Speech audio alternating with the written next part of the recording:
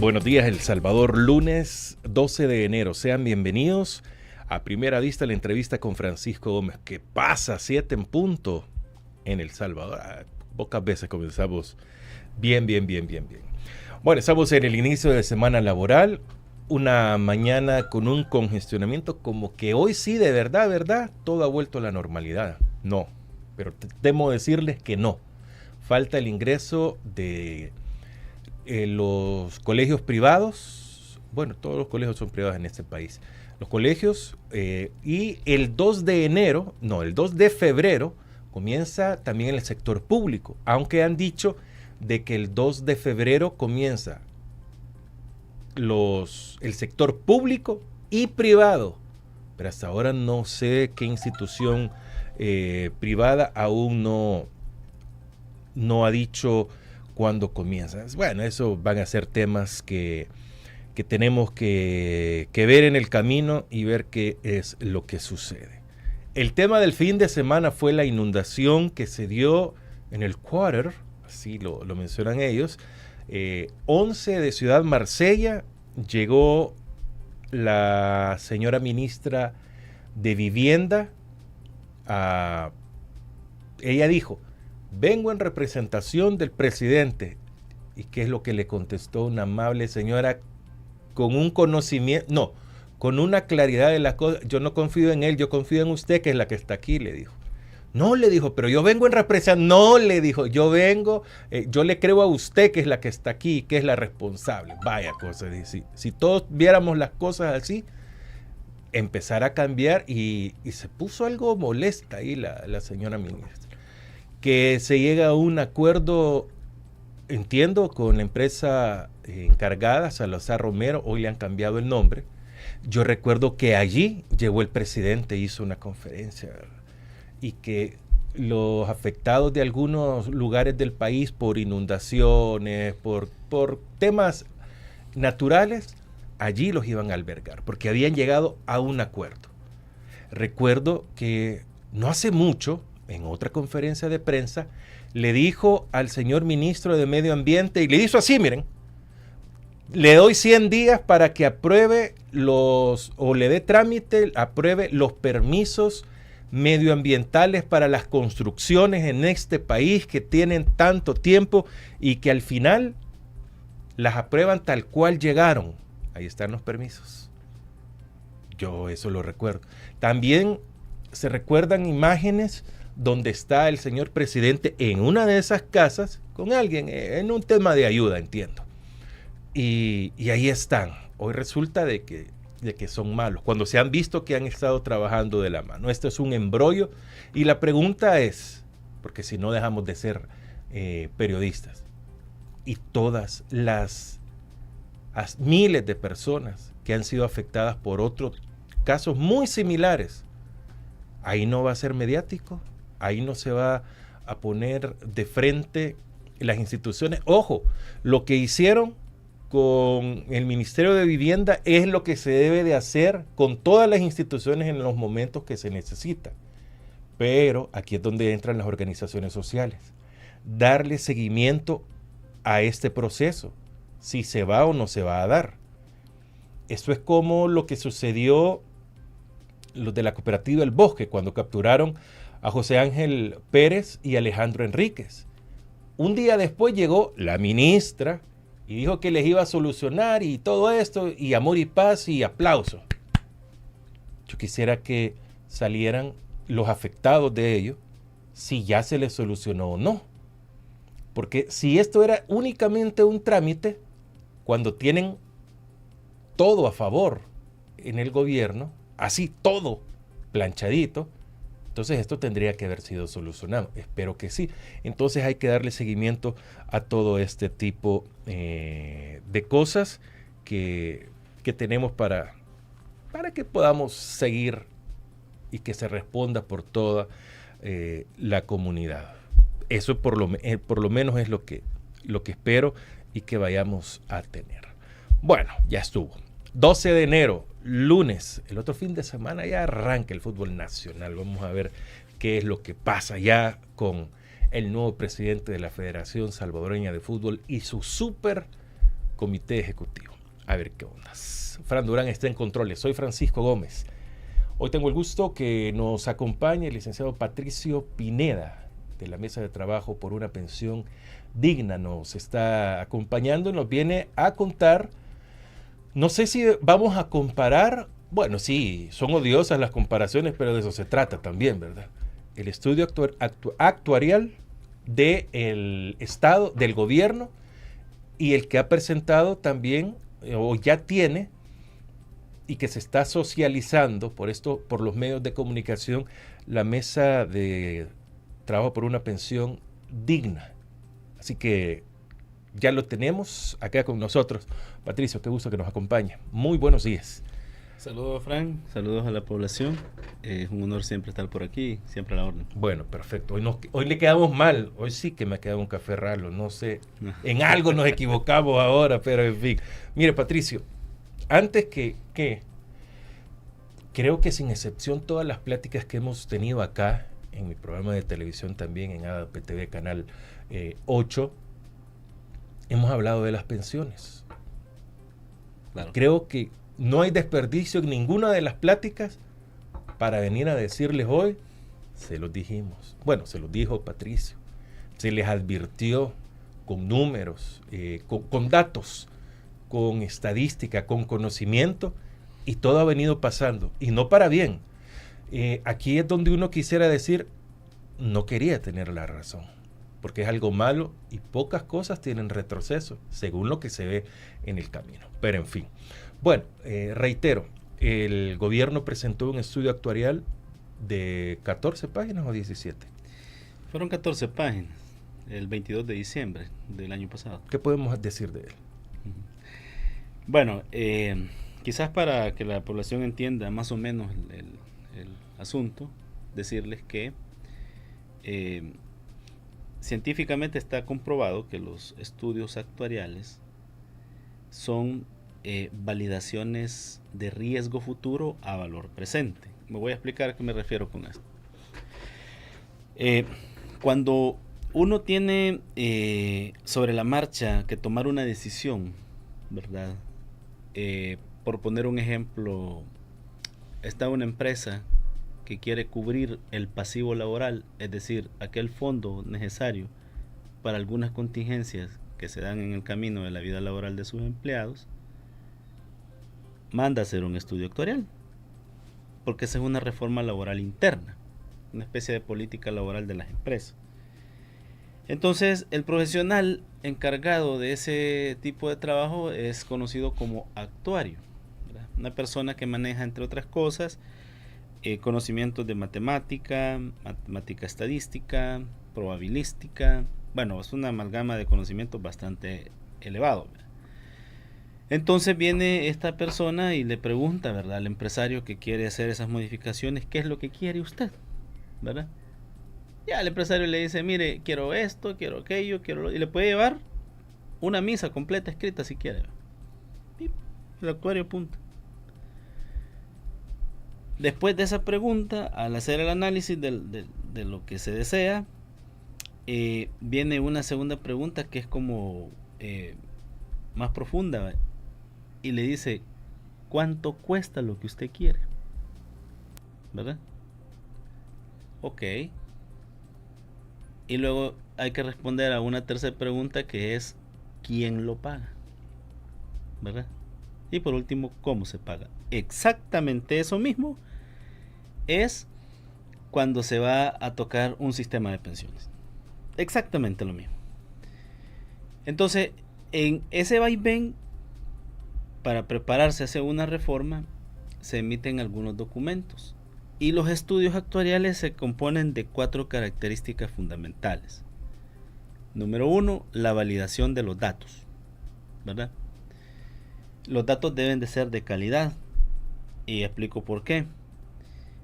Porque no podemos hacer un estudio actuarial sobre la base de variables que no concuerden. Voy a poner un ejemplo, y esto las personas que han tramitado pensión no me van a dejar mentir. En el caminar, vean, de la burocracia, al sacar la historia laboral, los tiempos de servicio y todo eso demás, en algún momento de ese camino se encuentran con algunas situaciones que ralentizan el proceso. Por ejemplo, van al historial laboral y no les aparecen 3, 4 años, y ellos sí los han trabajado. O, en el peor de los casos, él tiene un nombre similar a otra persona y se confunde, ¿verdad?, la documentación con los famosos homónimos. O probablemente la persona, cuando se inscribió a un sistema de pensiones, le pusieron mal la fecha de nacimiento, ¿verdad? O se les olvidó preguntarles el género. Todo eso ocurre en la burocracia pública, todo eso, ¿verdad? Entonces, la calidad de los datos en ese sentido es indispensable por un estudio actuarial.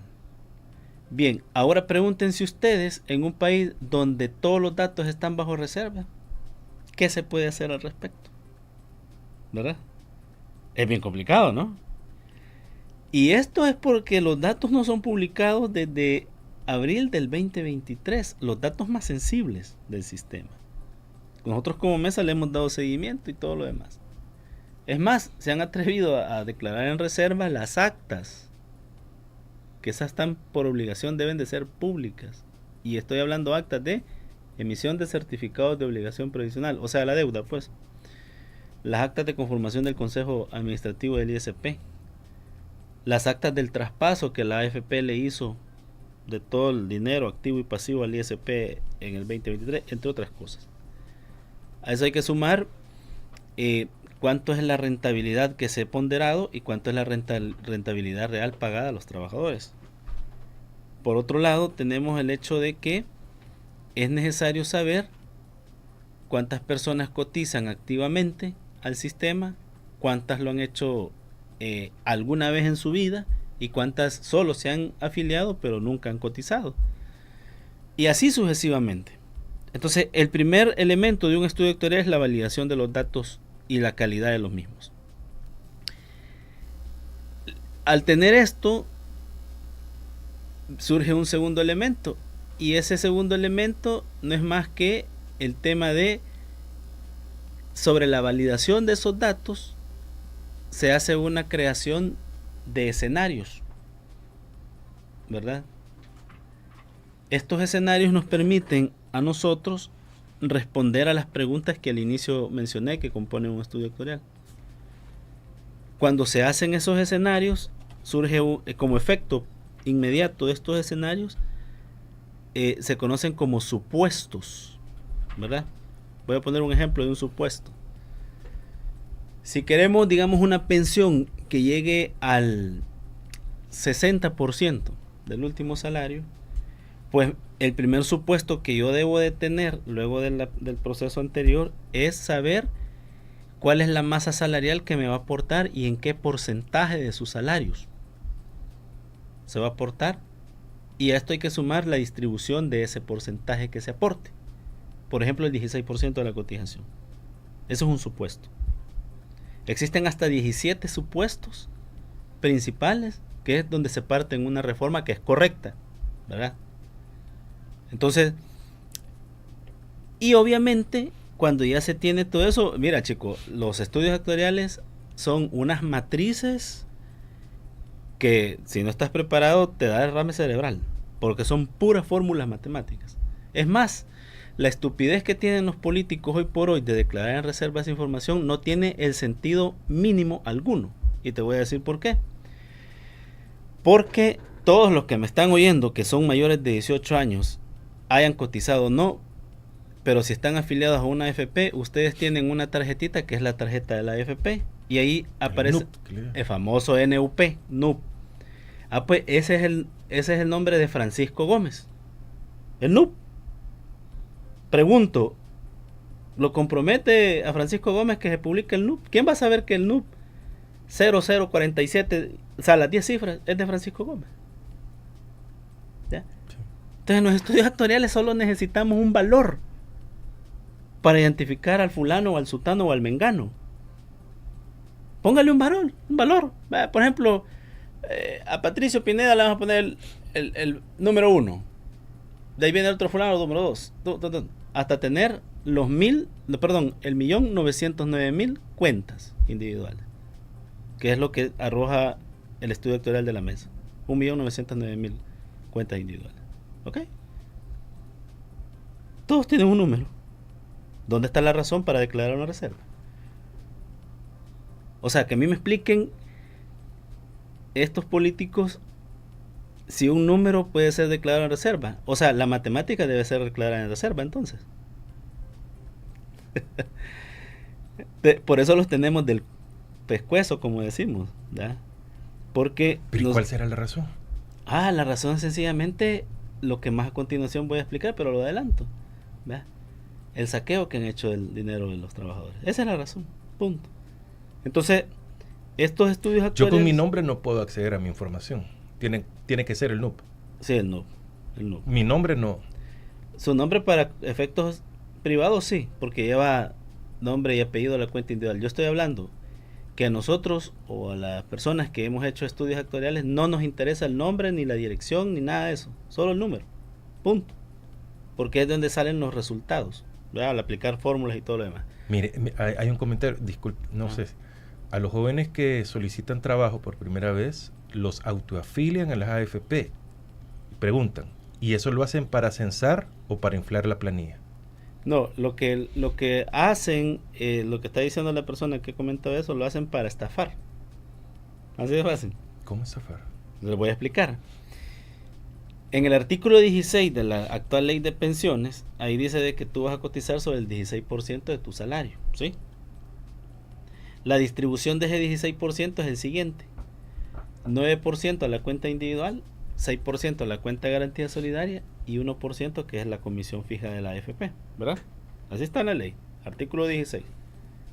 Pues bien, antes de la última reforma del 2022, ese artículo 16 tenía un transitorio que decía precisamente para los jóvenes, como menciona el comentario, que iban a transitar a un ahorro del 11.10% su cuenta individual. ¿Y cuánto están haciendo ahorita? Y queda fijo, 9, ¿verdad? Entonces, matemática. Vamos a la matemática. A 11.10 le quitamos 9, ¿cuánto nos queda? 2.1. 2.1. Ajá. Multiplique eso por 25 años, que es el tiempo mínimo de servicio. Es 27.5. 52.5. Ah, ok. Ese es lo que ha perdido de valor la cuenta individual de los jóvenes. El 52.5%. ¿Más de la mitad? Claro. ¿Y cómo lo voy a comprobar, licenciado? Bueno, vea su estado de cuenta. Si usted tiene, digamos, 10,000, 15,000 dólares ahorrados, realmente debería tener el doble, ¿verdad? Ni hablar cuando llegue a los 60 o los 55. Ese es el punto. O sea que en lugar de ganar, perdemos. Claro, claro. Aparte del canje de la deuda, que podemos hablarlo más adelante. Pero bien, he hecho esta introducción un poco larga para que se entienda que lo que se publicó el 22 de diciembre por parte del gobierno no es un estudio actuarial. No lo es, ¿verdad? Esto basado en la ciencia. Ahora vayámonos a las pruebas. Bueno, de entrada, se entiende que quien exigió ese documento que se elaborara y se publicara fue el Fondo Monetario Internacional, ¿sí?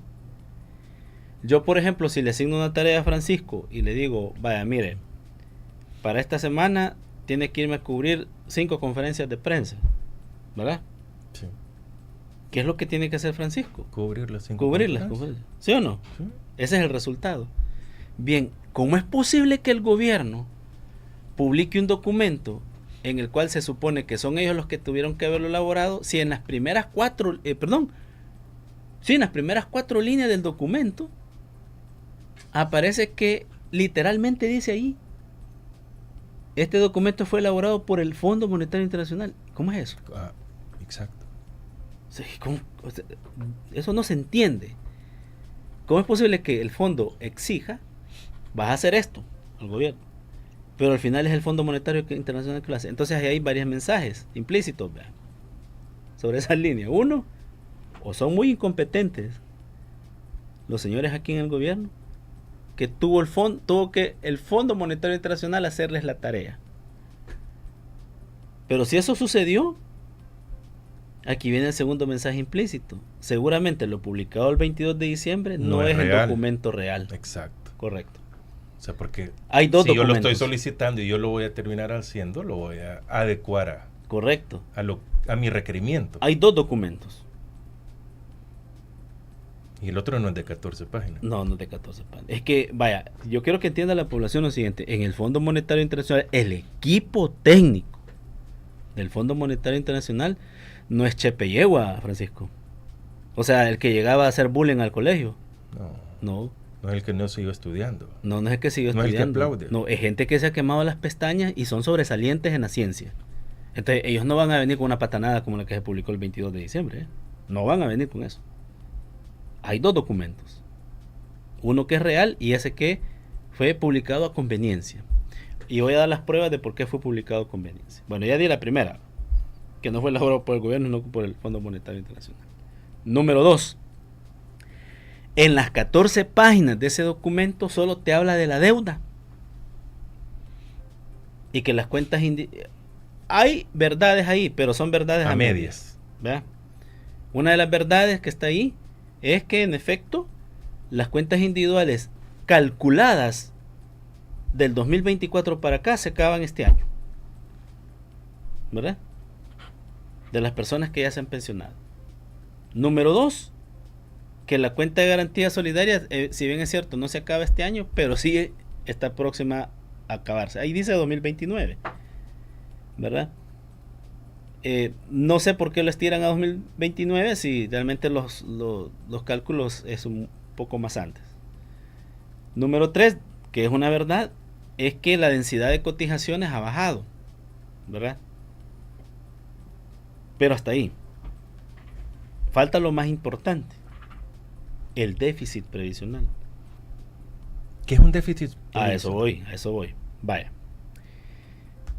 Las personas tienden a confundir deuda previsional con déficit previsional. Explico la razón. Lo voy a explicar de la manera más sencillita. Podría tardar hasta media hora para que lo entienda a profundidad, pero de la manera sencilla. Bien. La deuda previsional llega hasta el 12 de enero del 2026. Hoy. Sí, porque es lo devengado de atrás hacia el presente. Ni un día más, ni un día menos. Ni un día más, ni un día menos. O sea, del 12 de enero hacia atrás. Esa es deuda previsional.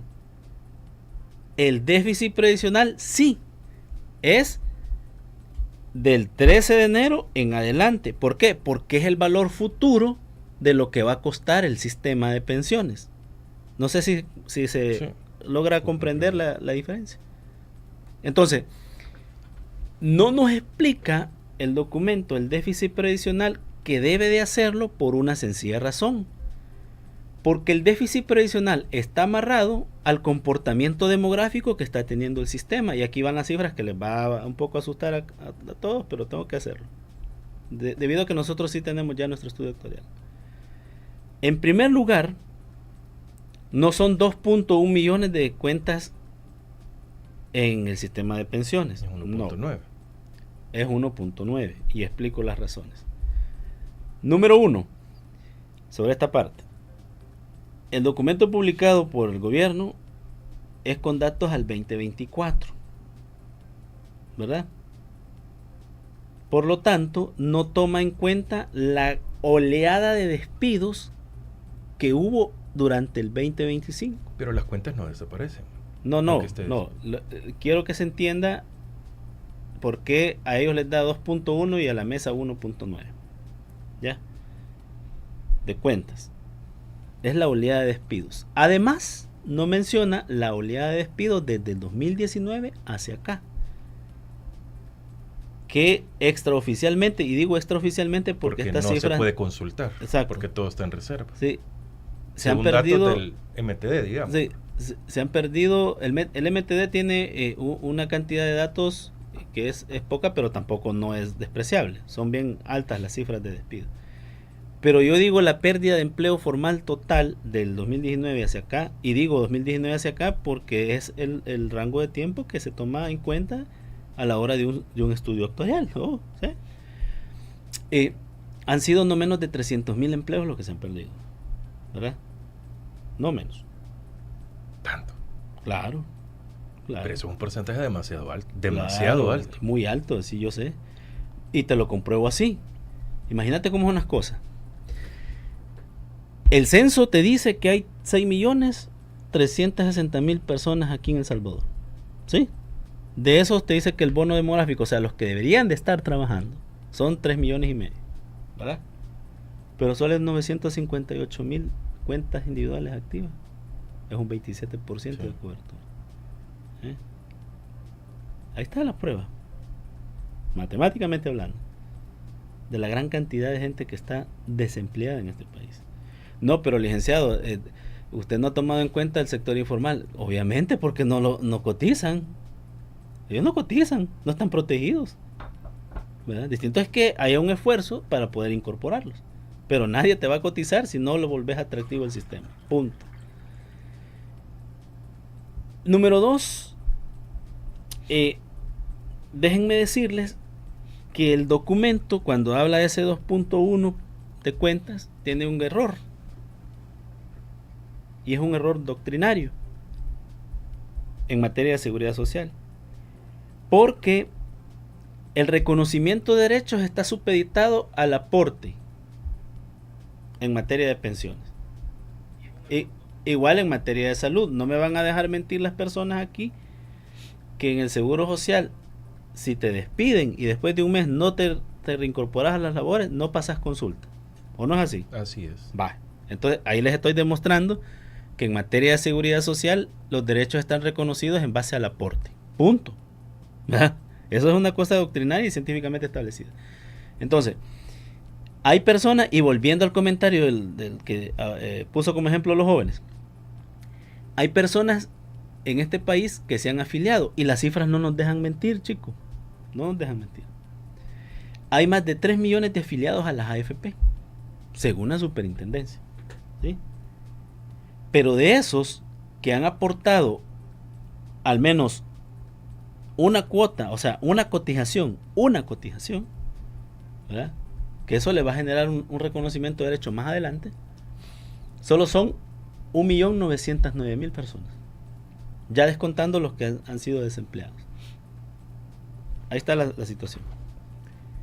Entonces, esa parte no se toma en cuenta. La siguiente que no se toma en cuenta, que son datos alarmantes, es que de ese 1.909.000 cuentas aportables en el sistema, no se van a pensionar 1.500.000. No se van a pensionar. Y no se van a pensionar. No se van a pensionar por el siguiente dato, chicos, que está amarrado a esto, y ahí es donde hablo de la parte demográfica. Ese 1.507.000 más o menos, que es el dato que nos ha arrojado nuestro análisis y estudio actuarial, son personas que pierden calidad de la densidad de sus cotizaciones. La primera razón, lo acabo de decir, el desempleo. ¿Verdad? Es más, fijémonos en los rangos de edad de los más de 8,000 despedidos solo en diciembre de salud pública. Son personas que están en edad todavía de poder seguir cotizando, la mayoría, 40, 50 años. Productivos. Sí. Pregunto, ¿esta gente le van a dar trabajo a esa edad? Complicado. Casi imposible.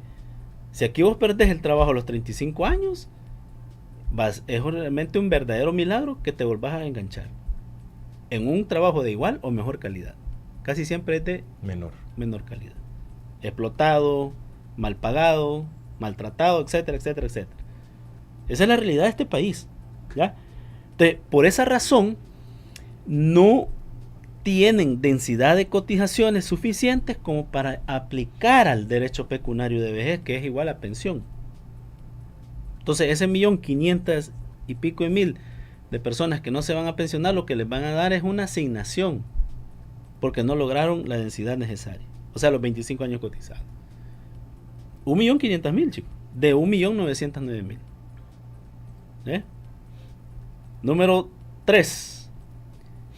Otro elemento que está bien relacionado a este dato, que es de lo que ha arrojado, lo que hemos trabajado como mesa, es los salarios. Ojo con esto. De ese 1.900.000, porque el dato base son 1.909.000, ¿ok? De ese 1.909.000, más de 1 millón están abajo de $500 Son muy bajos los salarios en este país. Por lo tanto, ese es el otro elemento que impacta en las cuentas individuales, que no logran ahorrar lo suficiente en el tiempo porque sus ingresos han sido bajos. Y además, aquí viene el dato que, al menos ese dato sí lo sacaron bien en el supuesto estudio actuarial que publicaron en diciembre. A eso de los bajos salarios, chicos, tenés que sumarle que la rentabilidad percibida no es la prometida en la ley. El mismo documento está diciendo que se ha... La rentabilidad, digamos, es el interés, la ganancia que tiene que ganar cada cuenta individual. Por tener nuestro dinero ahí, que juegan con él. Por el uso, correcto. El mismo documento ese que estamos citando, publicado por el gobierno, te dice que la rentabilidad en promedio ha sido del 6 y fracción.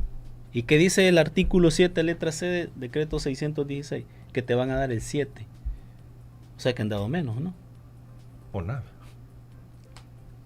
¿Verdad? A eso sumemos que se hizo un canje por la deuda anterior al 2022, sí, que durante 4 años ni capital ni intereses sobre esa deuda.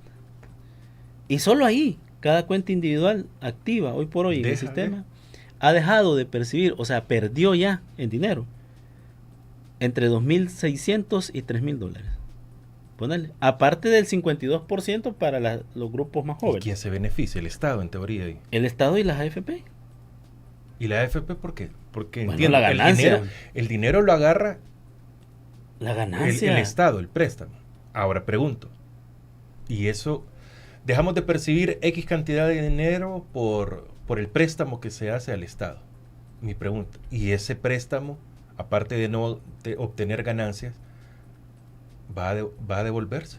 ¿Se va a pagar? El argumento que se ha manejado por parte de esta gente es que después de 7 años comienzan a pagar, pero en ninguno de los textos dice que va a ser de manera retroactiva. Solo que después de 7 años, perdón, de 4 años, que serían en el 2027, pagan interés. Comienzan a pagar. ¿El qué? Lo que no se ha percibido durante 4 años. Por eso es solo el interés. Eso es imposible. ¿Sabes por qué? Porque ya perdiste. Si es que no te han pagado en 4 años. Ya. No te han pagado en 4 años, ya perdiste.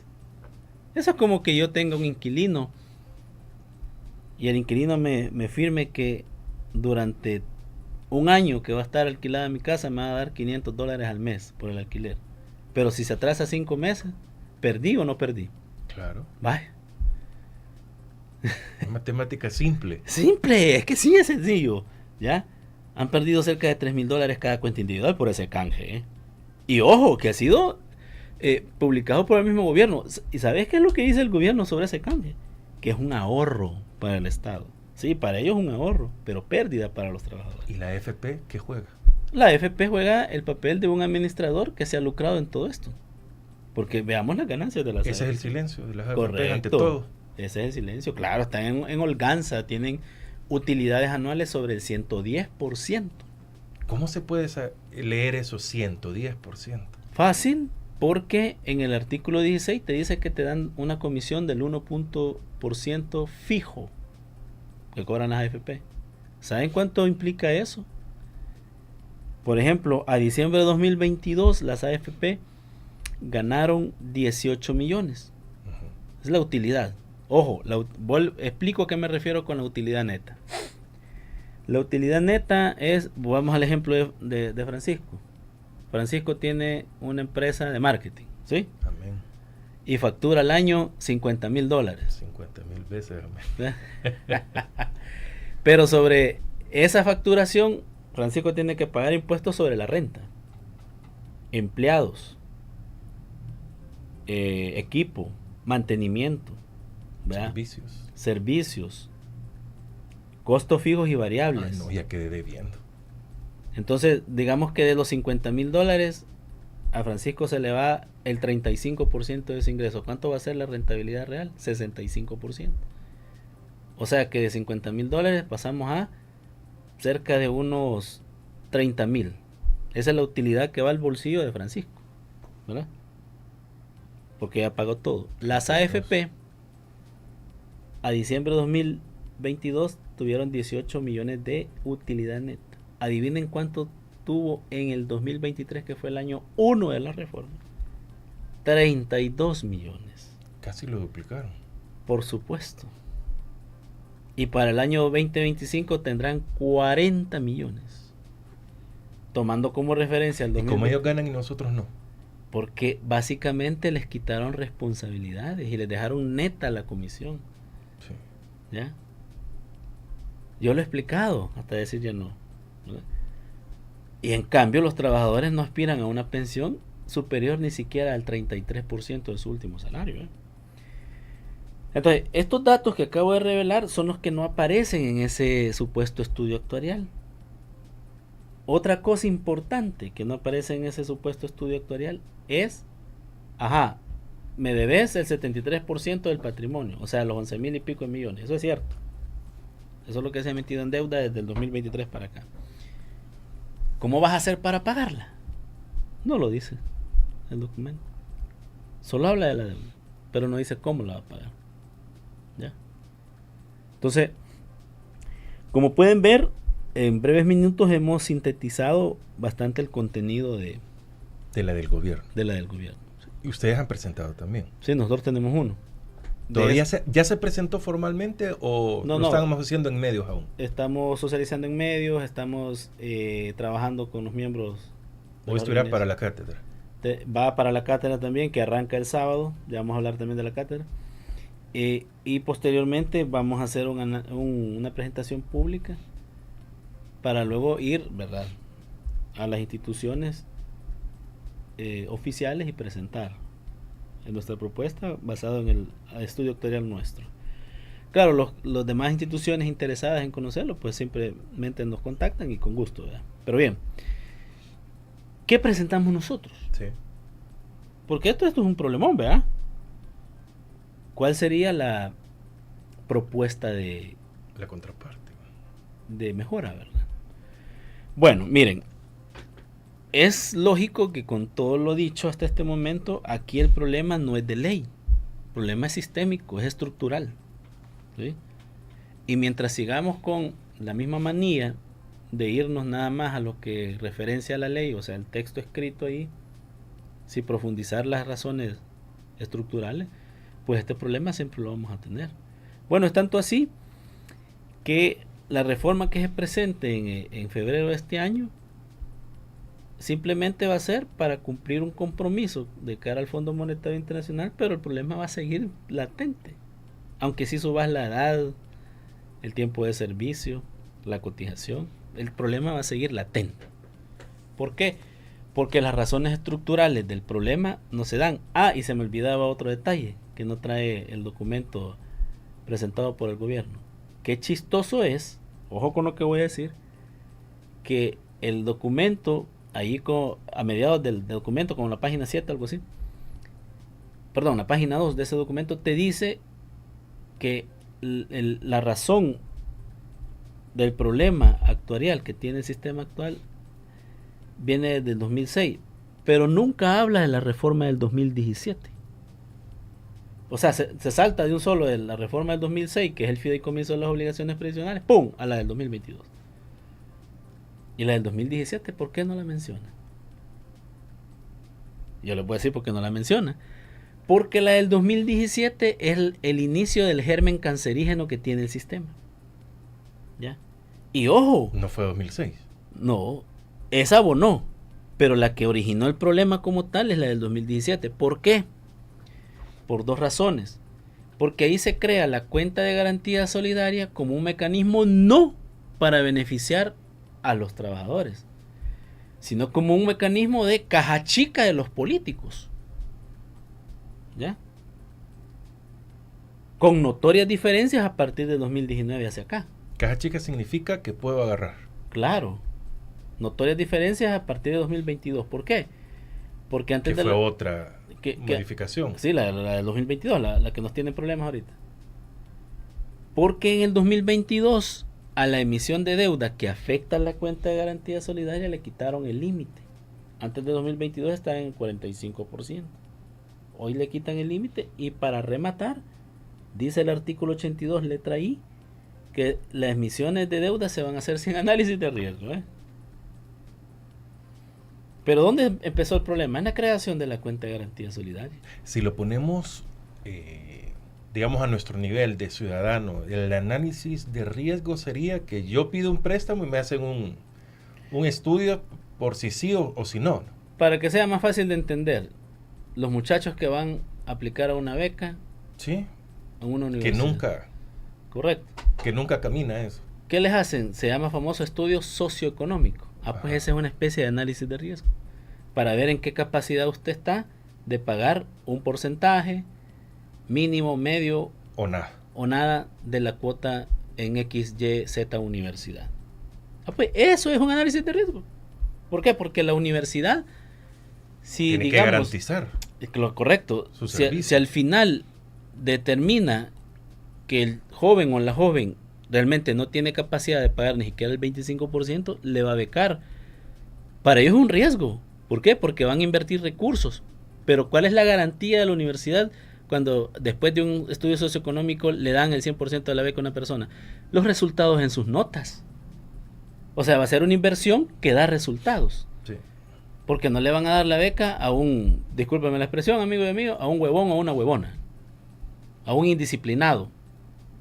Como algunos que yo tengo ahí, ¿verdad? A la par, que se les dan las indicaciones y no las acatan.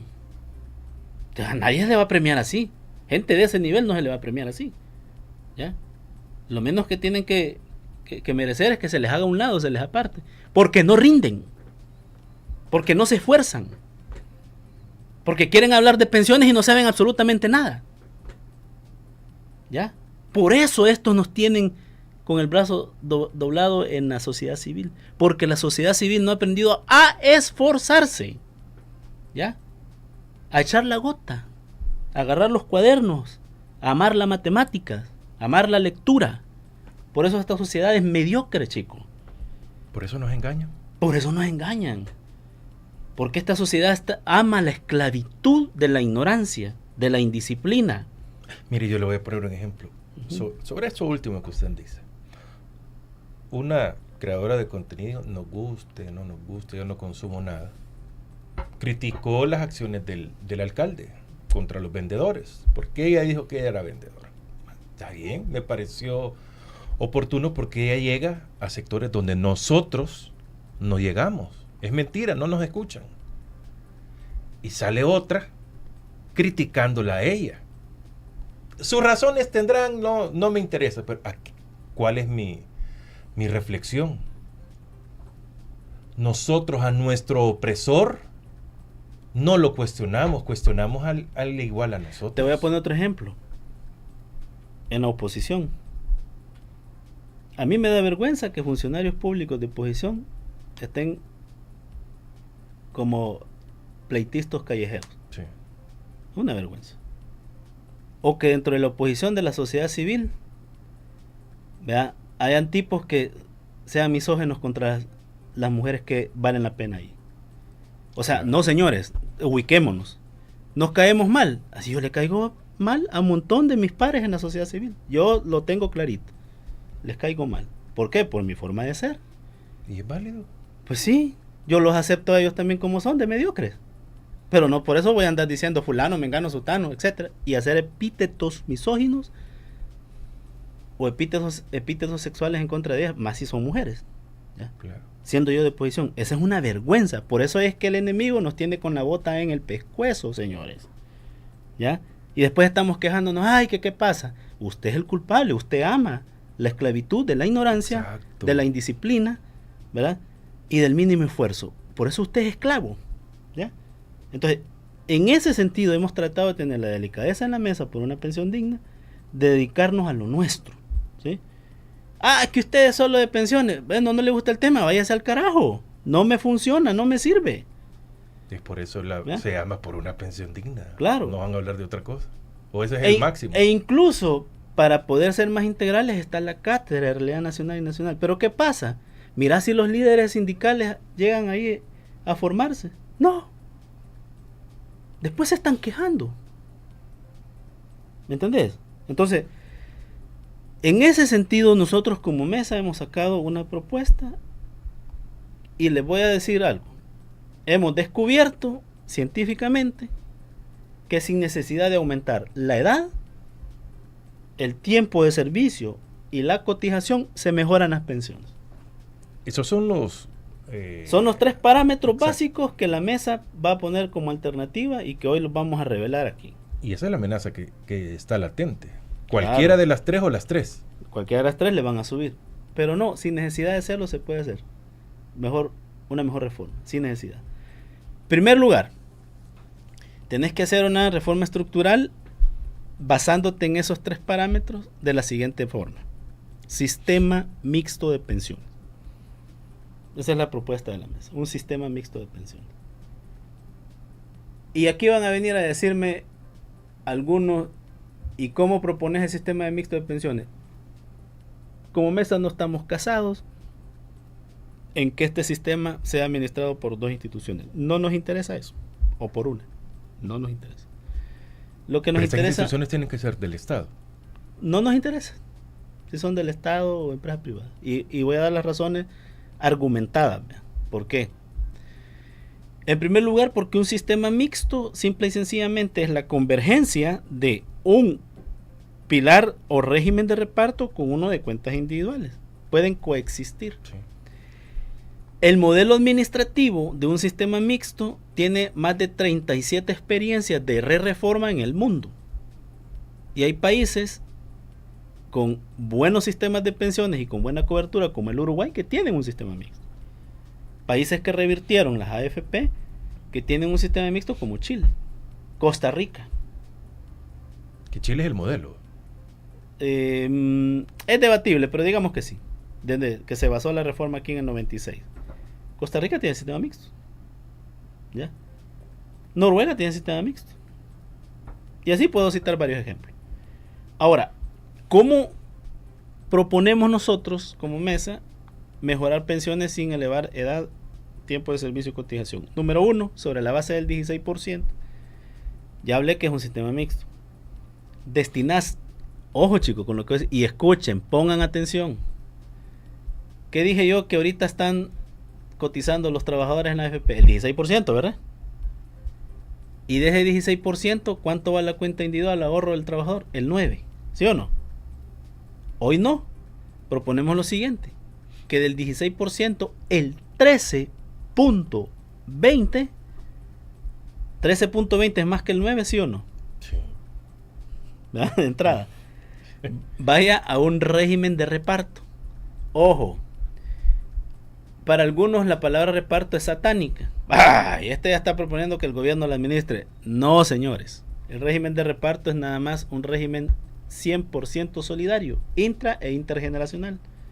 Cuando digo intrageneracional es mayor cantidad de jóvenes aportantes para subsidiar una pensión, e intrageneracional es salarios más altos ayudan a los salarios más bajos en ese aporte. Por otro lado, en el régimen de cuenta individual proponemos que se vaya el 2%. Entonces de entrada, chicos, ahí tenés 2 cotizaciones. Una por el 13.20 y una por el 2%. ¿Cuánto tenés ahí? 15.20. Sí. ¿Eso es más que el 9, sí o no? Sí. Va. De entradita. De entradita. Y de comisión, por poner un ejemplo, si es una institución la que va a asumir esta propuesta de régimen, de modelo mixto,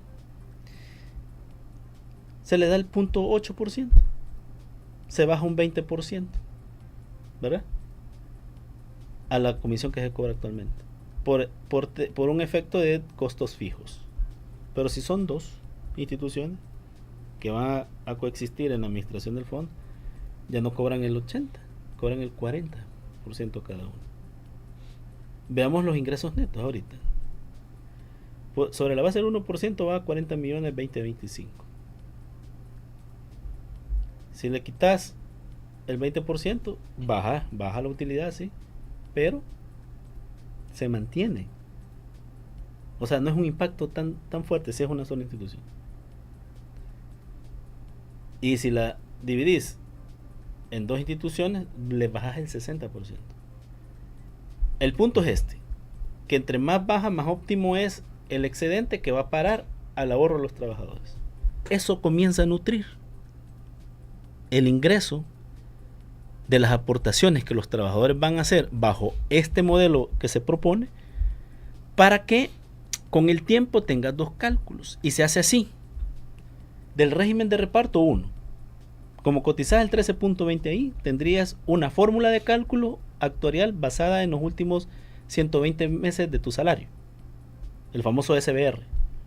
Entonces, sobre ese salario básico regulador, pones lo siguiente en la fórmula. El 40% por los primeros 10 años y luego un 1% por cada año adicional, teniendo un máximo del 60% de tu último salario, solo del régimen de reparto. Ojo, ¿qué dije yo al inicio de la entrevista? Que hoy nadie se va con el 33%, ¿sí o no? Uh-huh.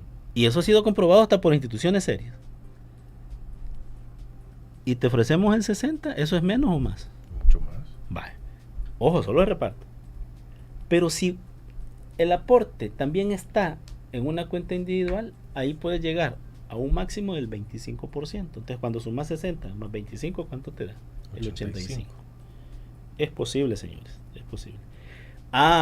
Pero porque siempre sale aquel que está escuchando y no pone atención, dice, pero si es que no hay recursos, usted me está hablando de la deuda me está hablando. No, yo estoy hablando de su aporte en un nuevo modelo.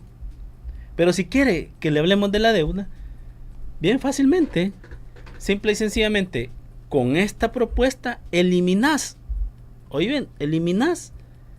cualquier motivo para estar emitiendo deuda. Y en un diálogo democrático nos ponemos de acuerdo con el gobierno para establecer las cuotas que a partir de iniciada esta propuesta, de aprobarse esta propuesta, se comience a pagar cada cuota en un lapso determinado de tiempo a una tasa de interés acordada, ¿verdad? Y esos recursos se puedan invertir en el modelo administrativo mixto, ya sea administrado, repito, por una o dos instituciones. Eso no es algo que es punto de honor nuestro. Eso lo vamos a decidir todos los salvadoreños si queremos discutir sobre la base de esta propuesta. Por eso estamos diciendo que es una propuesta. Nosotros no venimos a imponer nada porque no somos gobierno. Entonces, sucede de que te ponen de acuerdo sobre eso y en 58 años, por ejemplo, salís de esa deuda, pero has estado invirtiendo cada amortización de esa deuda para multiplicar el dinero. Entonces aquí viene una parte interesante. 58 años, por ejemplo, podés usar esas amortizaciones y ese factor multiplicador del dinero para establecer programas de ampliar la pensión básica universal, por ponerte un ejemplo. Para poder establecer programas de incentivo a salvadoreños en el exterior, por ponerte otro ejemplo. Y para las revalorizaciones necesarias de las pensiones, gradualmente cada 1, 2, 3 o más años. O sea, hay formas de que podamos solidificar el sistema. Ahora bien, como este es un resultado actuarial, el resultado actuarial de este modelo que estamos proponiendo, sin hacer ninguna modificación en el tiempo, nos dura 40 años. Eso es lo que nos dura. ¿Ya? Sistema mixto, cotización del 13.20 en un reparto, 2 puntos porcentuales en el de cuentas individuales, bajamos comisión por el otro lado, o sea, bajamos ese lucro, regulamos ese lucro, que es necesario hacerlo, establecemos más solidez en el sistema, quitamos o le echamos llave, le ponemos candado a las vías por donde se haya convertido en caja chica el fondo de pensiones y empezamos un proceso de recuperación y de autonomía del sistema. Así de fácil. ¿Ya? Ahora bien, en términos de la rentabilidad que los trabajadores estarían percibiendo, nosotros hemos hecho este análisis basado en que si no se hacen mayores modificaciones, es decir, si toda la plata que está ingresando se invierten en un portafolio de baja rentabilidad, nosotros proponemos un 5.5% de rentabilidad anual. Eso es lo que proponemos, porque es lo realizable. Ahora, esto también es mejorable. ¿Por qué?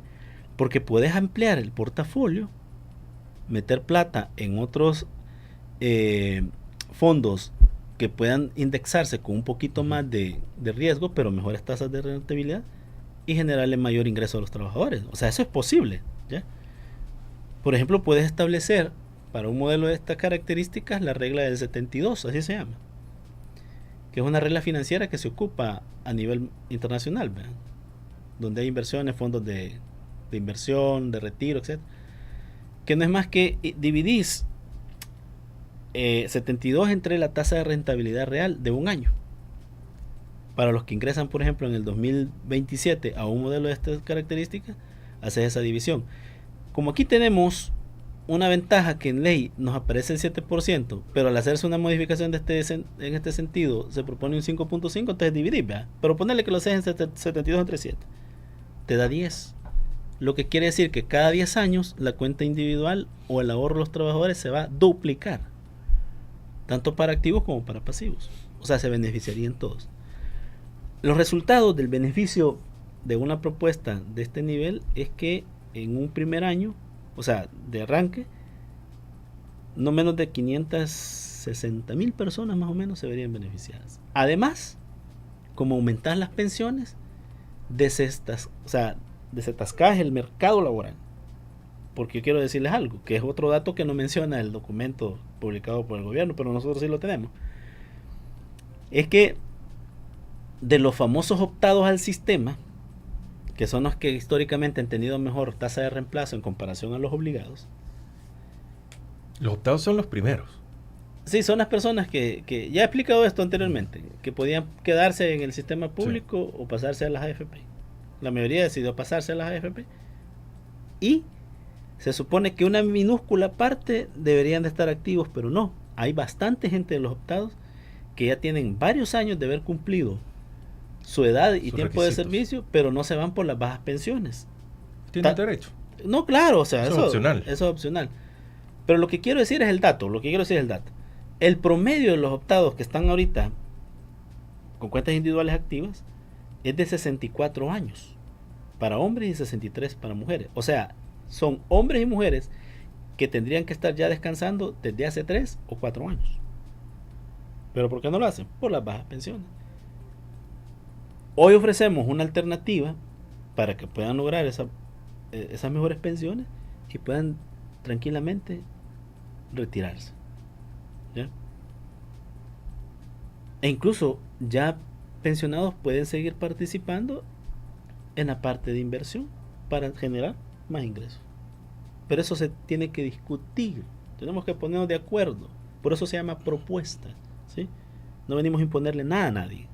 Nosotros no tenemos la verdad absoluta, eso está clarísimo. Lo único que tenemos es el esfuerzo que, a diferencia de otros sectores, nos ha potencializado, ¿verdad?, para traer alternativas que son viables y sostenibles en el tiempo. Bueno, 8 en punto. Gracias a todos los que están con nosotros en las redes sociales, Facebook, YouTube, X, Instagram y en TikTok. Gracias por compartir, por comentar, dejar su me gusta, su like, como sea. Dejarnos alguno que otro premio, sus estrellas en Facebook también. Compartan esta transmisión y por supuesto los que están en radio, la rr.com. Abrazos solidarios. Tenemos a disposición nuestro número telefónico 7090-8415. Reitero el número 7090-8415, es el número de WhatsApp que tenemos acá en la cabina de la RR. Algunas preguntas antes de ir con los comentarios. ¿Para qué sirve realmente el estudio actuarial presentado por el gobierno? ¿Únicamente para cumplir un requisito? Yo creo de que... ¿O nos da luces de algo esto? Tanta es la desesperación por obtener recursos que hicieron esa modificación del documento real. Va, aquí está, ya te cumplí. Pero no sé si el fondo les va a soltar pisto, yo creo que no. La otra pregunta. Aquel famoso comentario que anda ahí, que a partir o hasta el 2027 hay dinero para las pensiones. ¿Continúa esto? ¿Y qué significa tener dinero para las pensiones, Patricio? Bueno, Lo que dijo el fondo en su momento, que el 2027 se agota la cuenta de garantía solidaria, es precisamente porque se agotan los recursos para pagar las pensiones. ¿Ya? El análisis arroja que y el único punto que yo le rescato a ese documento publicado por el gobierno es que nos está diciendo otro elemento interesante, y es que las pensiones calculadas a partir del 2024, o sea, esas cuentas individuales, se agotan en 2 años, o sea, se acabarían en diciembre de este año, ¿ya? Sí. No son pocas, ¿verdad? Todavía el cálculo certero no lo tenemos porque como está bajo reserva, ¿verdad? La información. Quiero aclarar algo también. Puede ser que el gobierno quiera salir a refutarnos nuestra propuesta. Está bien que lo haga. Pero inmediatamente yo los voy a retar a que me lo demuestren con números. A menos que ellos nos digan, vaya, aquí está la data completa, Mesa por una pensión digna, haga usted el estudio actuarial con muchísimo gusto, papá. ¿Verdad? Con el mayor de los gustos. Nos encanta hacer eso, porque es para la población, ¿sí? Es para decirle, mire, se puede mejorar esto. Ya lo demostramos con números. Ahora, si los números están más actualizados, pues enhorabuena, hasta cosas mejores pueden salir. Porque nosotros trabajamos para la población. Lo dejo bien claro porque anticipándome, ¿verdad?, a la troleada, a todos esos fanáticos, etcétera, incluso a algunos funcionarios. Bien. Agotarse la cuenta de garantía solidaria es que se agotan recursos para pagar pensiones. Eso está clarísimo, ¿sí? Entonces, ¿qué tienes que hacer?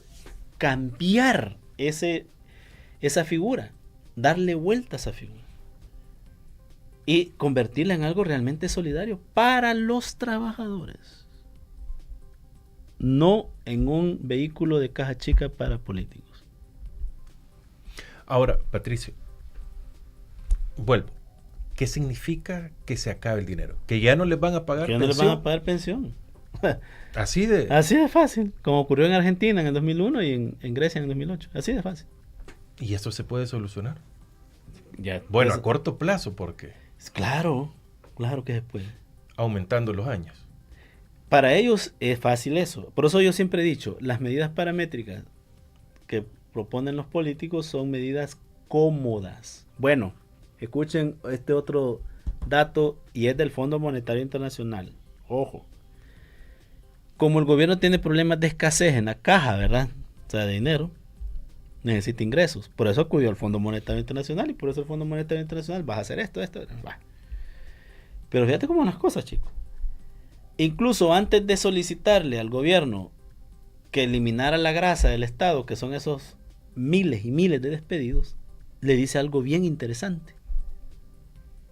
Pone impuestos progresivos a las ganancias, al patrimonio, a la gerencia. Que no lo hacen. ¿Y por qué no lo hacen? Se afectan ellos mismos. No, sí es que el Fondo Monetario Internacional lo está solicitando. ¿Qué tiene de malo eso entonces? Es la pregunta. Es más, ese tipo de impuestos existía en este país. Quien los vino a quitar es el señor Félix Cristiani. Pero ese tipo de impuestos también existen en países ultra desarrollados, como por ejemplo los Estados Unidos de América.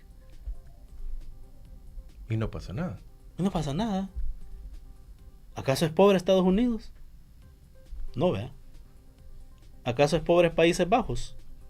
U Holanda, que le llaman. No. ¿Acaso es pobre Italia? No. Japón tampoco. ¿Por qué no se aplica aquí? Patricio,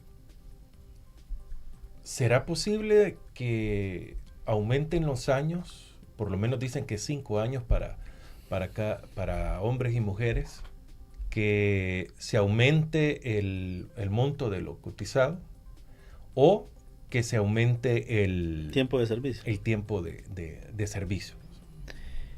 ¿Qué ganamos? ¿O realmente con esto se soluciona o solo se alarga? Lo que hace es que se alarga el problema, porque noten ustedes, el gobierno publica algo donde dice que es necesario una nueva fuente de recursos. Y es real. Y es real. Nosotros como mesa la estamos proponiendo para el sistema de pensiones. Para el sistema de pensiones. Que es ahí donde está el problema. Ya le expliqué. Casi media hora he estado explicándole. Si usted no lo ha entendido, vuelva a repetir esta transmisión que va a quedar en YouTube. ¿Tiene dudas? Pregunte. No emita juicio. Pregunte. ¿Ok? Así usted va a llegar a la claridad de la verdad. Ya propusimos lo que ese documento dice. Nuevas fuentes de ingreso. ¿Por qué lo deja solo como nuevas fuentes de ingreso y no dicen lo que es? Ahí estamos comprobando con otra argumentación que hay otro documento y que lo tiene el fondo. El Fondo Monetario Internacional a esas nuevas fuentes de recursos les pone nombre y apellido: impuestos o paramétricas. Punto. No se complica. Repito, el equipo técnico del Fondo Monetario Internacional no conoce lo que son votos, por lo tanto le vale un carajo antes, durante o después de una elección pedir paramétricas, porque no son políticos partidarios. ¿Se entiende lo que estoy diciendo? ¿Verdad? Claro. Entonces, obviamente, estos que viven pensando todo el tiempo en el puñetero voto, ¿verdad? Por eso es que cuelgan un documento donde solo le ponen de manera escueta nuevas fuentes de ingreso, cuando realmente tuvieron que haberle puesto ahí aumentar la edad, aumentar, etc. Eso es lo que tuvieron que haber puesto. Pero esas son medidas cómodas. ¿Por qué? Porque no les gusta esforzarse, ¿ves? Sudar, poner a trabajar la masa encefálica. Eso es lo que no les gusta. Porque como están en holganza ahorita, ¿verdad? Parasitando a la sociedad salvadoreña, eso es fácil. Entonces, para seguir con esa parasitación de la sociedad, medidas cómodas. No, señores.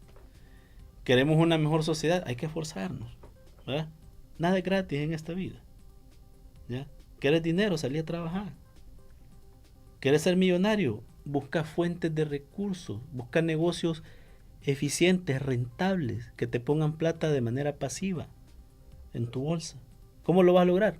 Míreme, documentándose, conociendo, ¿sí? Entonces, todo requiere un esfuerzo, ¿verdad? No lo quieren hacer ellos. Ahí está la mesa por una pensión digna, así que ya les hemos hecho una buena propuesta, pues. O sea, ¿cuál es lo malo? ¿Por qué como salvadoreños no podemos unirnos, ponernos de acuerdo en esta temática y echar a andar la maquinaria a favor de los trabajadores? Que el problema es si la administra Mengana o Sutano. Bueno, es más, hay algunos que ya salieron a decirme: ¿y vos crees que la AFP va a aceptar que le baje la comisión? No. Y entonces que se vaya al carajo. Punto. Decime tú, chico, si yo te garantizo como mínimo que sin necesidad de tanto esfuerzo te vas a echar 17 millones de utilidad a la bolsa, y sos una empresa privada con experiencia en seguros, en banca, firma? Exactamente. Sin tanta paja, ¿ya? O sea, quedarle bien a la AFP, quedarle bien al gobierno no es el objetivo de la mesa por una pensión digna. Tengan clarito eso, por favor. ¿Ya? Lo que queremos desde la mesa es: hay un problema, aquí está mi propuesta de solución, discutámosla. Punto. ¿Ya? Así de fácil. Esa es la realidad. Patricio, y con los miles de millones de dólares que ha prestado, que ha agarrado el gobierno, ¿esto lo van a regresar? Deberían de. Entonces con esto también se puede solucionar el problema de las pensiones. Por esto te dije, en esta propuesta lo que hace es, de los aportes de los trabajadores mejora, pero hay un plus ultra. Veamos el tema de la deuda, lo que nos deben, y comencemos a tratarla. ¿Y será posible que lo paguen, que lo regresen? Hay que dialogarlo, hombre, ¿ya? Porque al contrario, siguen sacando. Hay que sentarse y dialogar, ¿ya? Pongámonos de acuerdo, hombre. Un plan para qué, 20, 30, 40 o 50 años. Ya les di una alternativa, la regla del 72. Bah. Es voluntad, señores. Eso es lo que necesitamos. ¿No me creen con la regla del 72? Busquen Warren Buffett, metodología de inversión. Warren Buffett es un pobrecito, ¿verdad? Que antes come frijoles. Ustedes se van a dar cuenta quién es. Mire, usted mencionó que en el mejor de los casos podemos obtener el 33% de... En condiciones actuales. Del salario que tenemos actualmente. En condiciones actuales. Con la propuesta de la mesa puede llegar a un máximo del 85%. Estamos hablando de la pensión. Si usted hoy se pensiona, se va con el 33. Gana 1,000, pongamos el ejemplo siempre de los $1,000. Uh-huh. Gana $1,000, se va con 330. En el mejor de los casos. Sí. Con la propuesta de la mesa puede aspirar a un 85%. Y en la realidad, ¿cuánto podría ser ahora? 33%. ¿Pero ese es el mejor de los casos o puede bajar? Es el promedio. Acordémonos que para hacer este tipo de análisis puntuales y certeros hay que ver cada caso. Yo he visto casos ahí del 30, el 31, hasta el 23%.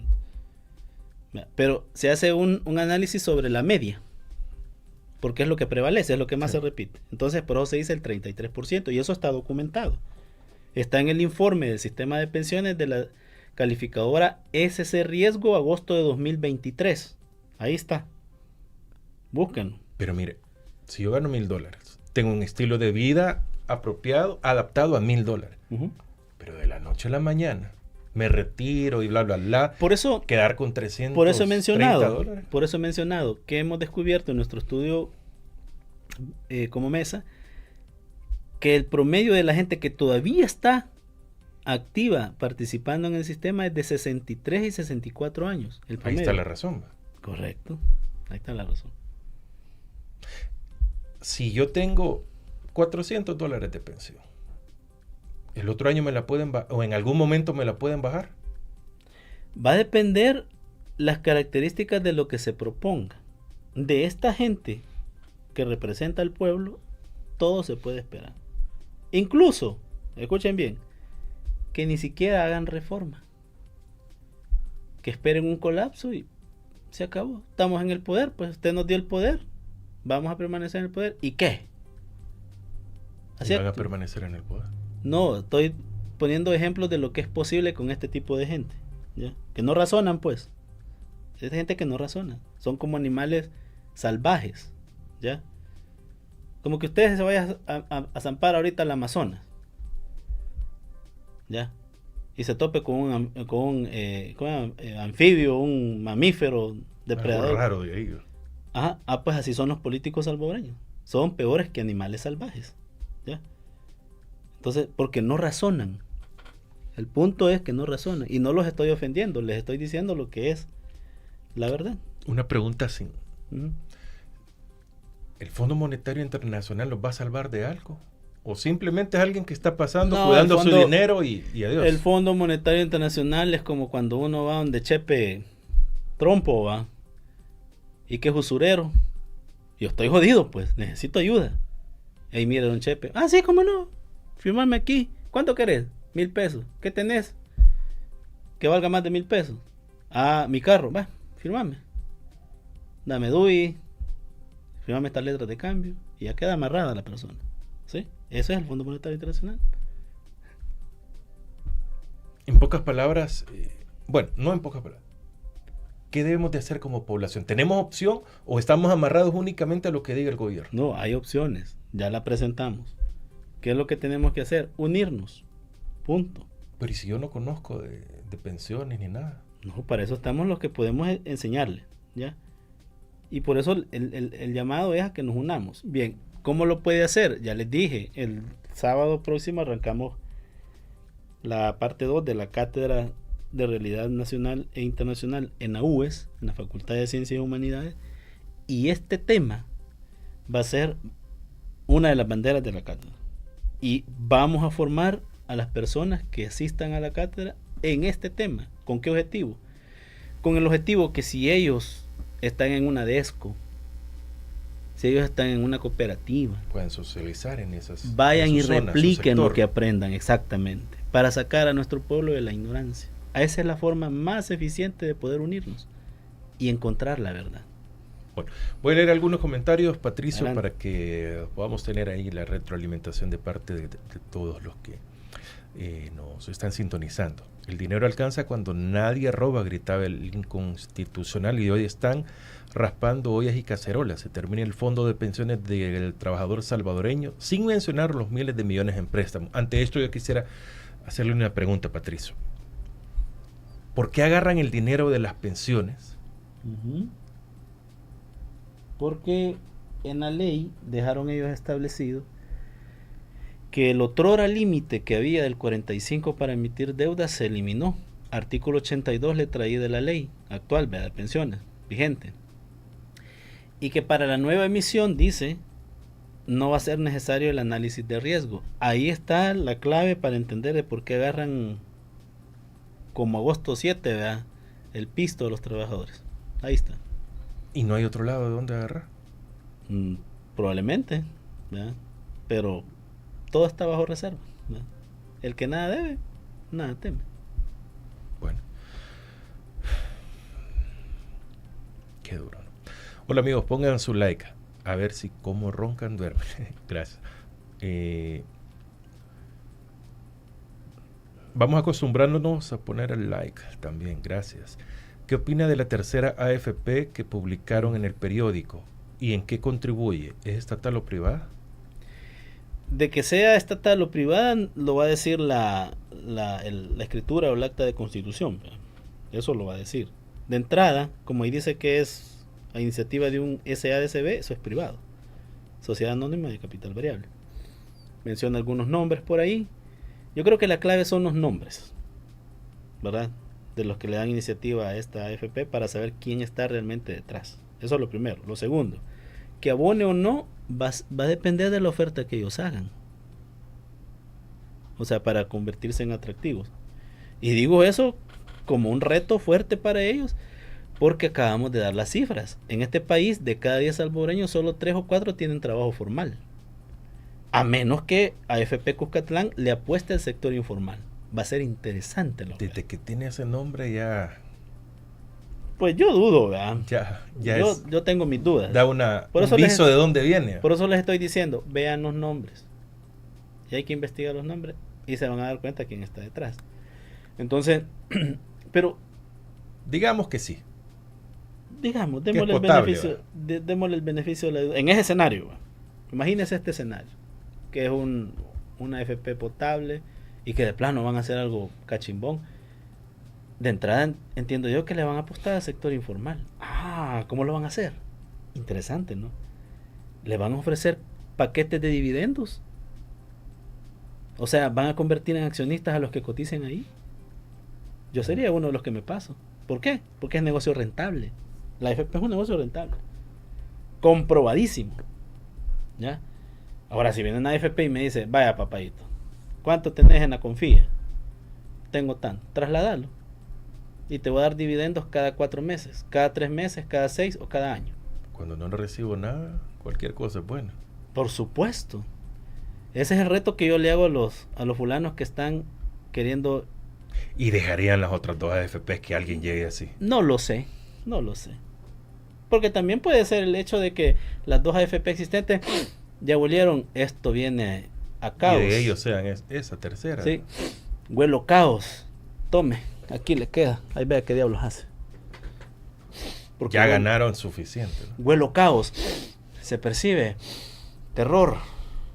Entonces yo no soy tonto, ¿verdad? Pase usted, vea qué diablos hace, yo me voy. Puede ser también. Vamos, focos, pongan su like, que su tata no los está vigilando hoy. Alfonso Recinos. Patricio, sus ideas y sugerencias son magníficas, pero este señor se quiere quedar por lo menos 10 años más para comenzar. Entonces, ¿qué hacemos? No me interesa ese señor. Para mí es un 0 a la izquierda, un 0 a la derecha. Yo soy libre. Yo, Patricio Pineda, soy libre. A mí ese señor no me define mi libertad. No la define. La defino yo. ¿Ya? Por eso estoy aquí. Por eso propongo. Si él va a escucharnos o no, ese es problema ya de él. ¿Por qué? Porque todo se revierte, Francisco. La sabiduría universal jamás se va a equivocar. Si tú sembras tomates, ¿qué es lo que vas a cosechar? Tomates. Vaya. No esperes a cosechar mangos, ¿no? Qué tristeza esta plática. Estamos fritos. Cuando los sindicatos pro gobierno se dejan enchutar como un capirucho, resulta en trabajadores flacos y líderes barrigones. Esto es la marca que se aprovecha de ellos. ¿Y será que en los sindicatos lo que dicen los líderes es lo que piensan sus agremiados? En cualquier tipo de sindicato. Habrá que ver cada caso puntual, pero yo soy de la idea de que no necesariamente. No sean turbios, pongan su like. Lo de misógino lo prendieron de Bukele. En lugar de sistema mixto, ¿por qué no lo hacemos pro trabajador al 100%? Me parece perfecto. Ahí está el artículo 46 que habla de la creación de un banco provisional. Y esta propuesta puede entrar ahí. Patricio, le interesa mucho a algunos que se quedaron escuchando en la puerta. Parece que hay muchos que van a ir presos por las AFPs. Esos ex líderes son de arena. Ni vivos han de estar. Gracias a Sedhu por su granito de arena. Nos ha dejado su super chat. Muchas gracias. Ahí nos da fuerza. Gracias también, le dice López Cariba. Escueto como este gobierno, primero Dios. Patricio, ¿y la opción de nacionalizar las pensiones es una salvación solo para el gobierno? Vaya, el concepto de nacionalización va a depender de las características que éste tenga. Yo lo que le puedo responder es las experiencias internacionales al nacionalizar las pensiones, ¿verdad? Casi siempre en ese sentido van sobre la base de coaptar fondos, ¿verdad?, para gastos corrientes, ¿sí? Y darle nada más lo que a mi criterio usted se merece. Ejemplo, Cuba, Venezuela, etc. Ese es un mal enfoque de una nacionalización de las pensiones. Un buen enfoque de nacionalización de las pensiones son figuras más productivas. Ejemplo, Fondo Soberano de los Trabajadores de Noruega, ¿verdad? Ese es un sistema nacionalizado, un sistema nacional de pensiones, pero ojo, el enfoque es bancario de ese fondo, y ahí reciben ingresos altos, tanto activos como pasivos. Pero eso sería lo ideal. Claro, por eso la Constitución, yo invoco la Constitución porque todavía está vigente ese artículo, el 46, léanlo. ¿Por qué no aplicamos eso? ¿Por qué esta propuesta que acabo de escribir no la podemos aplicar ahí? Se puede. El proceso de esa construcción, ¿estamos dispuestos a pagar el precio o no? ¿Cuántos años se tardaron los noruegos en tener uno de los mejores sistemas de pensiones? 58 años. Porque tampoco es una cosa que hoy para mañana, ¿no? No. Es gradual, es con el tiempo. Pero yo ahí se los dejo, ¿no? Si una persona no cursó el primer módulo, ¿puede inscribirse en el segundo? Sí, porque vienen temas que... Hay inscripción. Sí, hay inscripción. ¿Sí? Estén pendientes de las redes sociales de este servidor y de la mesa, que ahí se van a dar los detalles. Ahora, si no puede hacerlo online, llegue el 17 y ahí se inscribe, ¿verdad? O sea, la cuestión es que hay facilidades para hacerlo. Quienes no estuvieron en el primero pueden hacerlo en este, sí, lo pueden hacer perfectamente, porque hay temas... ¿Tiene un costo? No, el costo es 0.0. Lo único que usted tiene que pagar es disciplina y lealtad al proyecto. Uy, eso es bastante en esta sociedad ahora. Pues ahí se va a ver quién es quién, ¿verdad? Tan sencillo como eso. ¿Por qué le pedimos disciplina? Porque solo el tema de pensiones es un tema álgido. Pero si usted quiere salir de la ignorancia, tiene que esforzarse por la verdad. Perfecto. Francisco, por favor, pregunte a Patricio si al nacionalizar las pensiones el gobierno pagaría o no pagaría lo que le debe al fondo de pensiones. Sí, es que el tema de la nacionalización genera mucho morbo, y es por la sociedad en la que vivimos y el tipo de gobernantes que históricamente hemos tenido, que siempre han sido abusivos, sinvergüenzas, desgraciados, etcétera. Ya lo dije, los políticos que gobiernan actualmente el país son peores que animales salvajes, porque no razonan, ¿ya? Y no los estoy ofendiendo, simplemente estoy diciendo un argumento científico, ¿verdad? Es más, la ciencia también dice que en promedio de cada 10 políticos, 9 de estos son parásitos de la sociedad, ¿ya? Si no, veamos un fulano que vivía en casa X, vea, oye, es dueño de varios terrenos, bueno, qué bien, vea, qué bien, o es mago o es corrupto, parásito, pues. ¿Y mago? No es, no, sabemos. Mago no es. Ahí tenés que probarlos con un sencillo truco, ahí te das cuenta. Entonces no es mago, este es corrupto, es parásito. Es para que vean que no les estoy diciendo ofensas, es la verdad. Entonces, al nacionalizarse, bajo la concepción que acabo de describir que tiene el promedio de los salvadoreños de los políticos, sí, en efecto, lo que está diciendo la persona es una realidad. Es para no pagar la deuda. O sea, sacudirse de esa... Soy yo mismo, no me lo tengo que pagar. Correcto. Que eso sea bueno o eso sea malo, no soy yo quien lo define, sino que los resultados, ¿verdad? Los resultados. Ahora, la concepción de nacionalización bajo la perspectiva de, por ejemplo, el Fondo Soberano de Noruega, e incluso no nos vayamos tan lejos, de un sistema como el Uruguay, ahí ya cambia la cosa. ¿Por qué? Porque allá sí aumentaron el IVA, pero eso se ve materializado en las prestaciones de seguridad social de ese país. En conclusión, pensiones es una pequeña islita dentro de un gran océano llamado seguridad social, y ahí es donde tenemos que apuntar, ¿verdad? A mejorar, a desarrollar y a defender la seguridad social en El Salvador. Y la seguridad no es parte, la seguridad que todos creemos que tenemos no es parte de la seguridad social. Todo, no, esa es seguridad pública, ¿ya?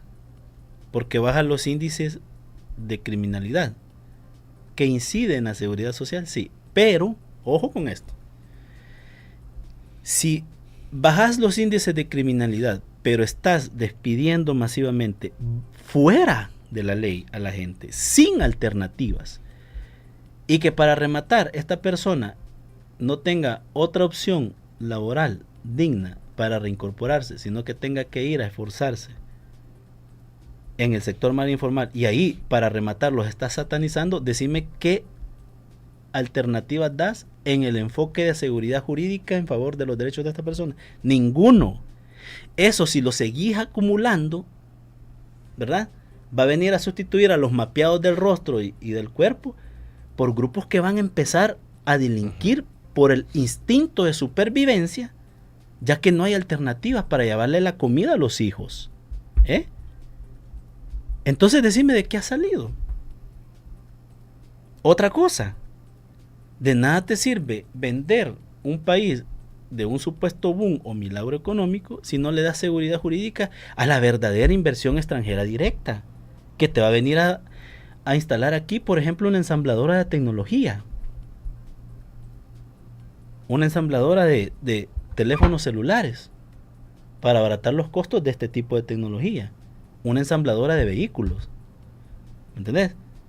Una ensambladora de chips o una productora de elementos de robótica donde va a haber empleo, ¿me entendés? Sí. Entonces, esas empresas no vienen aquí. ¿Por qué no vienen aquí? Porque no hay seguridad jurídica. O sea, las reglas del juego no se respetan como se deben de respetar para que este tipo de... Y es un claro mensaje, ¿no? Por supuesto que es un claro mensaje. ¿Ya? Al contrario, hasta las maquilas se están yendo del país. Ya. Entonces, de nada te sirve alardear de que has bajado, que el mapeado de rostro y de cuerpo que antes dominaba la colonia, el vecindario, el pasaje, ya no esté ahí, si el uniformado es el que está criminalizando a la persona honesta, persiguiéndola, golpeándola, desapareciéndola. De nada sirve eso, porque esta es otra bomba que estás preparando que te va a reventar tarde o temprano y vuelves al ciclo violento. Rosa Salvaje le desea buenos días a Patricio Pineda. Edwin nos dice: gobierno miserable, buenos días. Marito el lector, saludos. Fran y su invitado, saludos. Snow, buenos días Patricio. Roxy Orellana también nos manda ahí saludos. Alacrán Norteño. Córdoba, por ahí está. Buenos días por la mañana para todos. Gracias por compartir el envío, bendiciones. No sé qué me diré. Qué bonita esta pregunta, muy al punto. Uh-huh. O sea que el dinero que tengo en las AFPs no lo veré nunca. Ahí depende de la edad. Depende de la edad. O sea, y para los que estamos en los 40, ¿qué perspectiva tenemos? Complicado. Por ejemplo, yo he hecho mis escenarios de sí, el mío. Me faltan casi 30 años para pensionar. En las condiciones actuales, con un salario promedio de $1,000, me estaría yendo con 190 de pensión. Y hoy por hoy, ¿qué hago con $190 al mes? Esa es la pregunta. Con que con $500 está complicado, ¿eh? Muy complicado. qué tristeza. Buenos días, nos dice Nelson Francisco. También. ¿Será cierto que Nicaragua tiene mejor sistema de pensiones que El Salvador? Claro, la tasa de reemplazo, le cité el análisis de ese riesgo, allá están por el 70% más o menos, y aquí el 33%. O sea, ni comparación hay. No.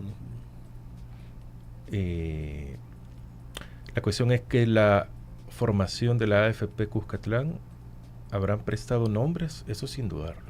Revisen los nombres que aparecen publicados e investiguemos para ver quién está detrás. Te hablan Nayib, le dice todo lo que está dejando. ¿Qué gana la mesa por todo esto que están haciendo? ¿Cuál es la función de ustedes? Comprometidos con la verdad y que la historia recompense a quien no se quedó callado. ¿Verdad? Eso es todo. ¿Y hay muchos sectores que están callados? Bueno, ¿cuántos sindicatos han propuesto algo? Pero es que eso es preocupante. Muchos sindicatos que admiré. La iglesia ha propuesto algo sobre este tema. No, es que ese es un silencio. Pero es un silencio por desconocimiento, que no es permitido. Claro. Que no es válido, sería. Pero sí es una parte bien razonable. Es más, el hecho de agachar la cabeza y todo también es parte de la ignorancia. O sea, una gran parte de la base. Honramos a nuestro opresor. Exacto. Respetamos a nuestro opresor. Y no puede ser así. Y no levantamos la cabeza. 8:32 minutos. Patricio Pineda, de la Mesa por una Pensión Digna. Gracias por habernos acompañado. ¿Todo esto hay algún lugar donde lo podemos? La propuesta sí va a estar esta semana. Va a estar ya publicada con un enlace de descarga gratuita. Estén pendientes a las redes de este servidor y de la Mesa por una Pensión Digna para que la puedan descargar. Antes que se nos vaya, denos detalles ya, pero muy concretos de la cátedra. Bueno, ¿a dónde? ¿Cómo? ¿Dónde? La cátedra va a ser inaugurada en la Facultad de Ciencias y Humanidades de la Universidad de El Salvador el próximo sábado 17 de enero a partir de las 8 de la mañana, ¿verdad? Cualquier cosa de modificación se les va a avisar, pero de momento es el edificio Dagoberto Marroquín, segundo nivel, salón de maestrías, ¿ya? ¿Dónde está ubicado ese edificio? Bueno, usted se va a la entrada que está frente a ANDA de la Universidad de El Salvador. La del periodismo, digamos. Por ahí entra por ahí el sí. periodismo. Entonces, si usted anda con vehículos, se parquea ahí, si no, entra como peatón, y es el primer edificio blanco de 3 niveles que va a haber caminando hacia el oriente, después de esa entrada. Si no, pregunte. Con esa ubicación, mejor que GPS, no creo que se pierda. Si no, pregunte, ¿verdad? Pregunte, no se quede con la duda para poder ubicarle. El costo 0.0 en dinero, pero sí tiene un costo de disciplina y de lealtad al proyecto, no a nosotros, al proyecto. ¿Por qué lealtad al proyecto? Porque usted va a salir de mucha ignorancia, entonces tiene que ser leal a usted mismo, pues. Y eso es solo un fin de semana. Solo son los sábados. Por eso, pero ¿cuántos sábados son? Varios. No, la cátedra está del 17 de enero, todo un ciclo. Bueno. Todo un ciclo. Hasta ahí por junio, julio, que se Cuando hace. comienza el mundial se acabó. Sí, precisamente, para no caer en. Pues sí. No hay que. En discordia. Además, yo soy 100% argentino con DUI y tengo que estar pendiente. Che con esperando. Che con DUI. Sí, che con DUI. Esperando que la FIFA tome medidas correctas, ¿verdad? Y tengo que ser honesto, si la Argentina va al territorio neonazi, yo lo lamento mucho, pero no voy a ver mundial. Dicen, no es ignorancia, es conveniencia de la dirigencia. Al final es lo mismo. Patricio, ¿hay que inscribirse? Sí, hay que inscribirse. Si usted no puede hacerlo o no se da cuenta vía online que es donde se va a estar publicando, ¿verdad? Lléguese ahí al lugar y ahí se inscribe, ¿verdad? No hay problema. No hay ningún problema. ¿Vestimenta? Como formal. Formal, más o menos casual, a qué hora termina. Como usted quiera, de verano, ya que es de verano, o sea, como usted quiera ir. Empezamos a las 8:30, digámoslo así, terminamos 11:30. Ok, perfecto. Los temas son muy interesantes. Bueno, ¿hay espacio para todos ahí? Claro.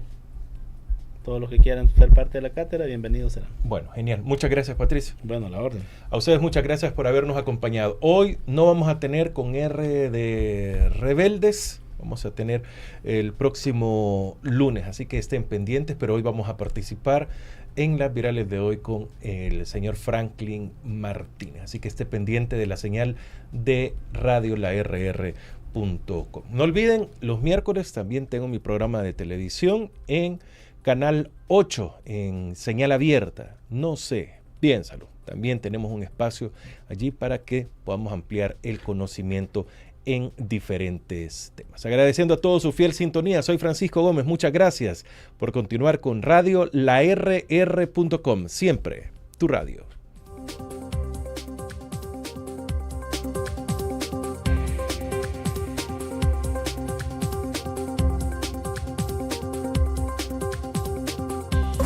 La entrevista, el punto de vista de los profesionales en temas de interés nacional.